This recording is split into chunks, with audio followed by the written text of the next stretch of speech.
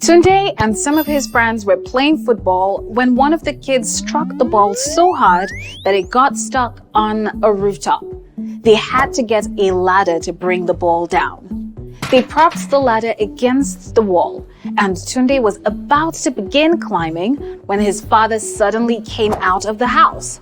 His father told him that the ladder was too steep, hence the gradient wasn't safe for climbing. In previous lessons, you have learned that gradient, also called slope, denoted by m, is the degree of change in the y-axis with respect to a change in the x-axis. In this lesson, we shall revise some aspects of gradients. Recall that the gradient can be computed with the formula m equal to y2 minus y1 over x2 minus x1. Also recall that the gradient is positive when y increases as x increases. So when you're going uphill, the slope is positive.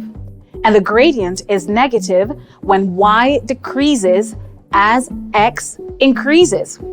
When you're cycling downhill, the slope is negative. Let's begin with a straight line.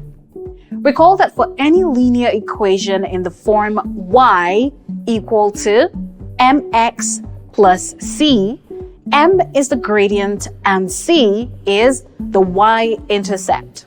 Let's prove this. This is a graph of y equal to 3x minus 1. The range of x is minus 1 to plus 2.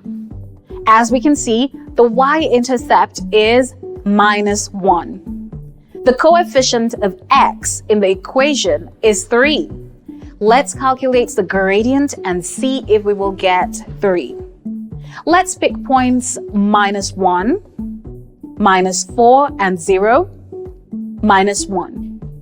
Substituting these values into the formula for gradient, we have minus 1 minus minus 4 over 0 minus minus 1. This will give us minus 1 plus 4 over 0 plus 1. Solving further, we will get 3 over 1, which is equal to 3.